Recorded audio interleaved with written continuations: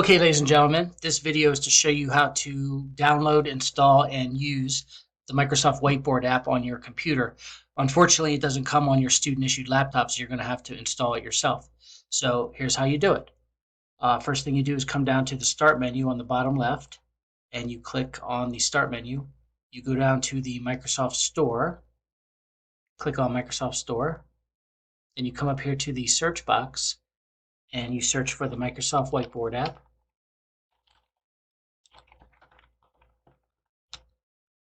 There it is. So you click on it, and it's already installed on my computer, but it'll ask you if you want to download and install it, and you say yes. Once it's downloaded and installed, you can either access it from the Start menu, or you could do like I did and put it on your Start taskbar here to access it very quickly. So what you do is you click on it, and there it is. You can click Create New Whiteboard.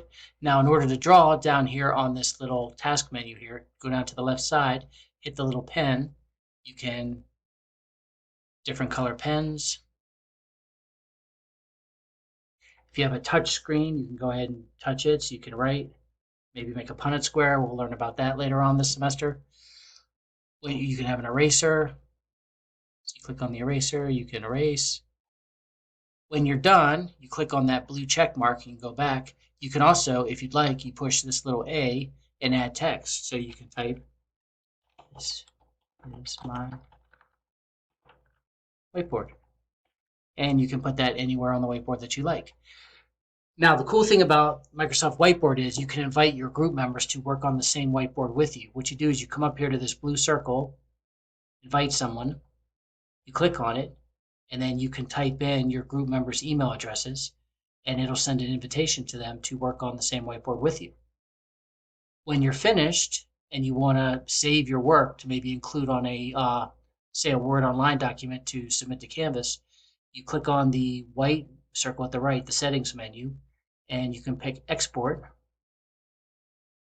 You want to pick image, PNG, and then you can save it as whatever name you want. You can take a screenshot. There's lots of ways to put it into your document to submit to Canvas. So that's how you download, install, and use Microsoft Whiteboard.